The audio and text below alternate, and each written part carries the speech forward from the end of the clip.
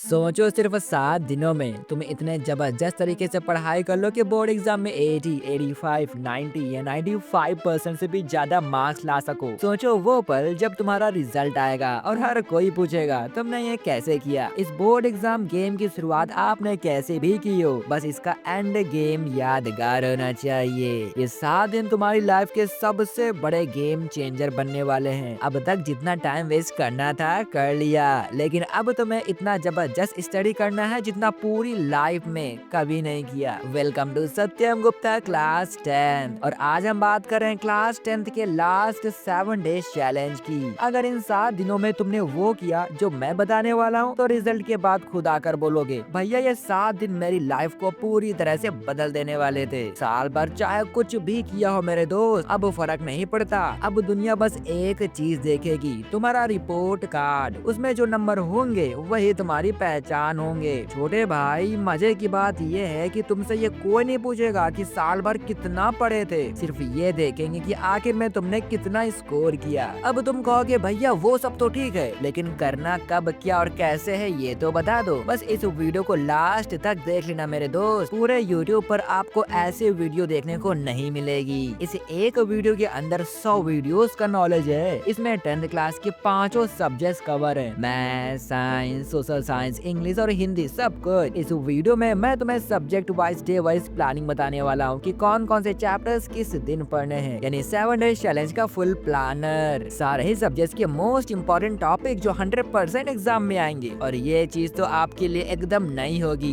Easy और hard chapters वो भी मार्क्स के साथ। अभी आपको आगे पता चल जाएगा कि मैं बोल क्या रहा हूँ। इसके बाद प्रीवियस ईयर क्वेश्चंस देखेंगे और इन 7 दिनों में क्या क्या करना है और क्या क्या नहीं करना है वो सब कुछ देखेंगे। और सबसे जरूरी बात, तुम्हें पढ़ना कैसे है ताकि 7 दिनों में तुम्हारा दिमाग सुपर कंप्यूटर जैसा तेज हो जाए। और इस वीडियो के लास्ट में क्लास 10 के लिए बहुत बड़ा सरप्राइज भी है, इसलिए कुछ भी हो जाए मेरे दोस्त वीडियो को लास्ट तक आपको देखना ही पड़ेगा। छोटे भाई अगर तुम 1 साल की पढ़ाई 1 हफ्ते में खत्म करना चाहते हो तो तुमको 7 दिन वैसा पढ़ना पड़ेगा जैसा पूरी जिंदगी में, पूरी लाइफ में आपने कभी नहीं पढ़ा। बोले तो कम से कम 10 घंटे, जिसमें आप मैथ, साइंस और सोशल साइंस को 3-3 घंटे दे रहे होगे और इंग्लिश हिंदी को 30-30 मिनट। अब आइए देखते हैं इस 7 दिन के चैलेंज में आपको मैथ्स के अंदर क्या क्या पढ़ना है, क्या क्या उखाड़ना है। डे 1 पर आप कर रहे होगे triangles and coordinate geometry. Triangles काफी इजी है और 8 मार्क्स दे रहा है। ज्योमेट्री काफी हार्ड है, वो सिर्फ 6 मार्क्स दे रहा है। इसी की मैं बात कर रहा था, ये काफी आपके काम आने वाला है। कौन सा चैप्टर इजी है, कौन सा हार्ड है और कितने कितने मार्क्स आपको मिलेंगे। मेरे दोस्त आपको वही चैप्टर करना है पहले जो आपको ज्यादा से ज्यादा मार्क्स ला करके दे, क्योंकि हम इसलिए नहीं पढ़ते कि हमें इजी अच्छा लगता है या हार्ड अच्छा लगता है, हम इसलिए पढ़ते हैं कि हमें ज्यादा से ज्यादा मार्क्स मिल सके। और छोटे भाई एक एक स्लाइड बनाने में मुझे बहुत ज्यादा मेहनत लगी है, रात रात जग कर मैंने काम किया सिर्फ आपके लिए, इसलिए वीडियो को एक लाइक तो कर ही देना और वीडियो को लास्ट तक देखते रहना, क्योंकि लास्ट में आपके लिए सरप्राइज भी है। डे 2 पर आपको करना है प्रोबेबिलिटी और इंट्रोडक्शन टू ट्रिग्नोमेट्री।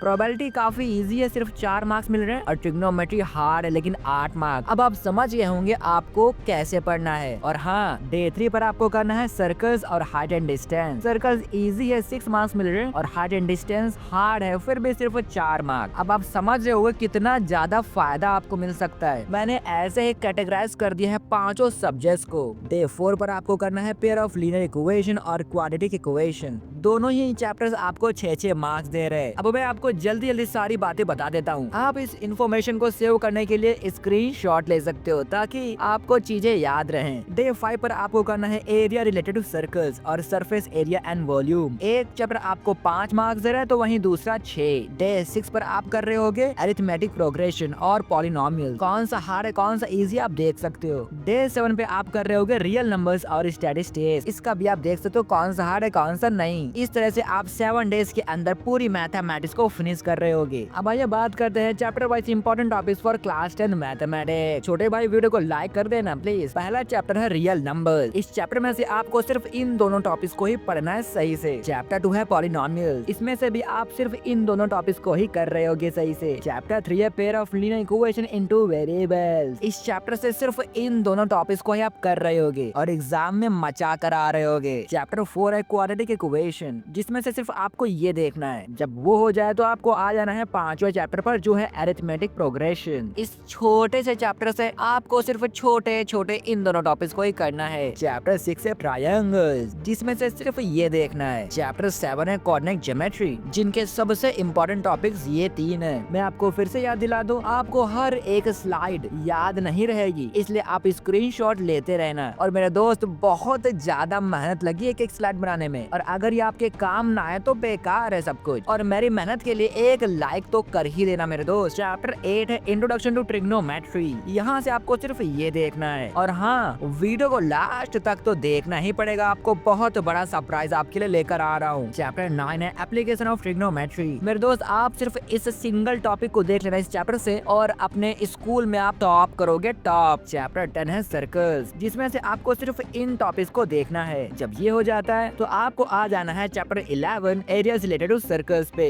जहाँ से आप सिर्फ इन दोनों टॉपिक्स को ही कर रहे होगे। चैप्टर 12 है सरफेस एरियाज एंड वॉल्यूम्स, इसमें से सिर्फ आप ये दोनों टॉपिक्स देख सकते हो। चैप्टर 13 है स्टैटिस्टिक्स, इस चैप्टर से आप सिर्फ इन दोनों टॉपिक्स को ही कर रहे होगे और पूरे एग्जाम में तहलका मचा रहे होगे। अब बात करते हैं 14 चैप्टर प्रोबेबिलिटी, जो कि मैथ्स का लास्ट चैप्टर है, जहाँ से आपको सिर्फ इन पुद्दू टॉपिक्स को करना है। अब ये बात करते हैं साइंस के 7 डेज चैलेंज की, जिसमें आपको डे 1 पर करना है electricity and control and coordination. Electricity काफी ज्यादा इजी है, वो 7 मार्क्स दे रहा है आपको, और कोऑर्डिनेशन चैप्टर हार्ड है, फिर भी सिर्फ 6 मार्क्स। तो आप समझ गए होंगे आपको कौन से टॉपिक पहले करने हैं। करने तो सब हैं, लेकिन पहले वो करने हैं जो आपको ज्यादा से ज्यादा मार्क्स ला करके दे रहा है कि नहीं मेरे दोस्त। डे 2 पर आप कर रहे होगे live processes and metals and non metals. आप देख सकते हो लाइव प्रोसेसेस 7 मार्क्स दे रहा है और मेटल सिर्फ 4 मार्क्स। डे 3 पर आता है humans I and acid base and salt, ये दोनों मिलाकर आपको 10 मार्क्स दे रहे होंगे। डे 4 पर आप कर रहे होगे reproduction and magnetic effect of electric current, marks भी आप देख सकते हो। डे 5 पर आप कर रहे होगे heredity and chemical reaction and equation, दोनों ही चैप्टर्स हार्ड है, मिल करके 11 मार्क्स आपको परोस रहे होंगे। डे 6 पर आप कर रहे होगे our environment and light refraction reflection, और मेरे दोस्त आप देख करके हैरान हो जाओगे, लाइट वाला चैप्टर आपको 10 मार्क्स दे रहा है। इसको गलती से भी मिस कर दिया ना, प्रॉब्लम हो जाएगी मेरे दोस्त, इसलिए बहुत ध्यान से लाइट को पी जाना। डे 7 पर आप कर रहे होगे कार्बन एंड कंपाउंड। इस तरह से आप साइंस को 7 दिनों में निपटा रहे होगे और एग्जाम में तहलका मचा रहे होगे, तूफान मचा रहे होगे। अब ये बात करते हैं chapter wise important topics for class 10 science. Chapter 1 है लाइट, जिसमें से आपको इन टॉपिक्स को कर लेना है बहुत अच्छे से। चैप्टर 2 है human I and colourful world, जहाँ से आपको सिर्फ इन टॉपिक्स को ही देखना है बहुत अच्छे से। चैप्टर 3 है इलेक्ट्रिसिटी, जहाँ से अगर आपने इन 4 टॉपिक्स को कर लिया तो आप यहाँ से फुल मार्क्स ले रहे होगे। चैप्टर 4 है magnetic effect of electric current, जहाँ से आपको इन सिंपल टॉपिक्स को ही देखना है। चैप्टर 5 है केमिकल रिएक्शन एंड इक्वेशन, छोटे भाई, जिसमें से आपको इन 3 छोटे छोटे टॉपिक्स को करने हैं। अगर इन 3 छोटे टॉपिक्स को कर डाला तो बिंदास हो जाएगा अपना।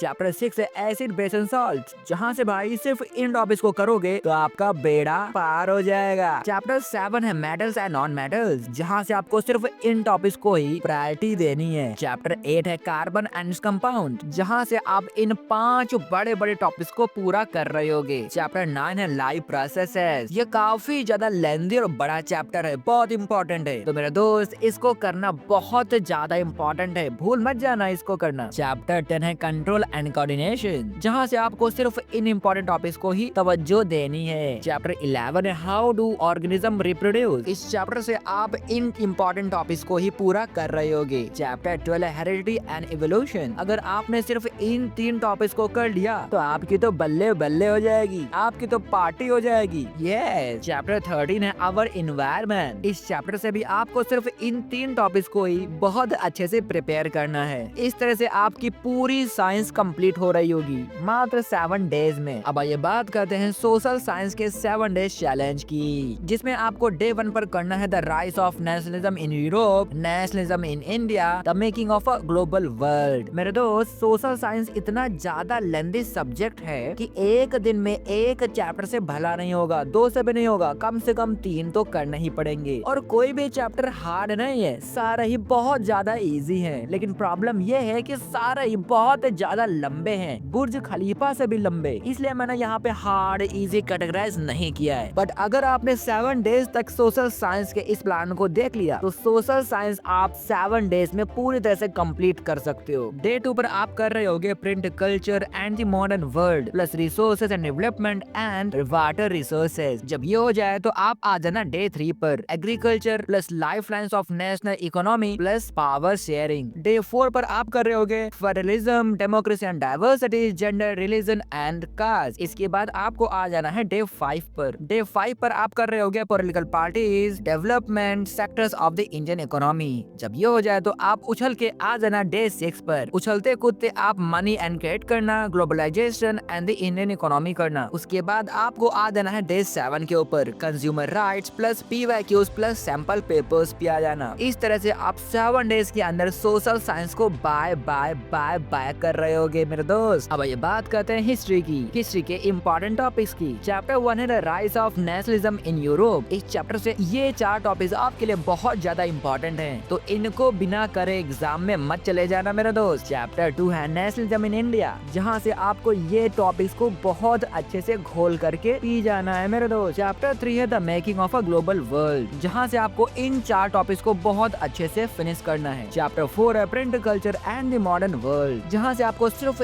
इन टॉपिक्स को ही बहुत अच्छे से इन 7 डेज के अंदर फिनिश कर लेना है। अब आइए बात करते हैं ज्योग्राफी के इम्पोर्टेंट टॉपिक्स की, जिसका चैप्टर नंबर 1 है रिसोर्सेज एंड डेवलपमेंट, जहाँ से आपको इन 3 छोटे छोटे टॉपिक्स को बहुत अच्छे से फिनिश कर लेना है। इसके बाद आपको आना है चैप्टर 2 पर वाटर रिसोर्सेज, जहाँ से आप इन 3 इम्पोर्टेंट टॉपिक्स को पूरा कर रहे होगे। चैप्टर 3 है life lines of national economy, जहाँ से आपको बस इनको ही करना है। चैप्टर 4 है एग्रीकल्चर, जहाँ से आप इनको देख लेना बस। अब ये बात करते हैं पॉलिटिकल साइंस के कुछ इम्पोर्टेंट टॉपिक्स की। चैप्टर 1 है पावर शेयरिंग, जहाँ से आपको सिर्फ इन 3 इम्पोर्टेंट टॉपिक्स को ही प्रायोरिटी देनी है। चैप्टर 2 है फेडरलिज्म, जहाँ से आपको सिर्फ इसको ही देखना है। मेरे दोस्त एक एक स्लाइड बनाने में मुझे बहुत ज्यादा मेहनत लगी है, एक एक स्लाइड बनाने में मुझे रात रात जग कर काम करना पड़ा है, इसलिए एक लाइक मेरा दोस्त कर देना। और वीडियो को लास्ट में आपके लिए बहुत बड़ा सरप्राइज है, उसको देखे बिना वीडियो को गलती से भी छोड़ के मत चले जाना। चैप्टर 3 है चैलेंजेस टू डेमोक्रेसी, जहाँ से आपको बस ये देखना है। अब ये बात करते हैं इकोनॉमिक्स के कुछ इंपॉर्टेंट टॉपिक्स की। चैप्टर 1 है डेवलपमेंट, जहाँ से आपको सिर्फ इन टॉपिक्स को बहुत अच्छे से घोल कर पी जाना है। चैप्टर 2 है sectors of the Indian economy, जहाँ से आप इन 3 इम्पोर्टेंट टॉपिक्स को पूरा कर रहे होगे। चैप्टर 3 है मनी एंड क्रेडिट, इस चैप्टर से आपको सिर्फ इन 3 टॉपिक्स को करके पूरी सोशल साइंस को बाय बाय कर देना है, क्योंकि आपने 7 डेज में सोशल साइंस कंप्लीट कर ली है। अब ये बात करते हैं इंग्लिश के 7 डेज चैलेंज की। इंग्लिश के डे 1 पर आपको करना है रीडिंग पैसेज सेशन, डे 2 पर आपको करना है पूरा ग्रामर सेक्शन, इसके बाद डे 3 पर आप पूरा राइटिंग स्किल सेक्शन कर रहे होगे। डे 4 पर आपको बहुत तेजी के साथ प्रोज के सारे चैप्टर्स को अलविदा कर देना है। डे 5 पर आपको गोलियां चलाते रहनी है, पोएट्री सेशन पूरी तरह से फिनिश कर देना है, पूरी तरह से खल्लास। डे 6 पर आप पूरी तरह से सप्लीमेंट्री पर धावा बोल रहे होगे, सप्लीमेंट्री पर धावा बोलते हुए पूरे सेक्शन को एक ही दिन में निपटा डालना है। इसके बाद डे 7 पर आपको रिवीजन कंप्लीट करना है पूरे सब्जेक्ट का। इस तरह से आप इंग्लिश को भी 7 डेज में छल्ली छल्ली कर रहे होगे। मेरे दोस्त अब आपको आ जाना है हिंदी के ऊपर, हिंदी के 7 डेज चैलेंज के ऊपर। यहाँ पर मैंने मार्क्स भी अलॉट कर दिए हैं। डे 1 पर आपको करना है अपठित बोध, गद्यांश प्लस काव्यांश, ये मिलकर आपको 10 मार्क्स दे रहे होंगे।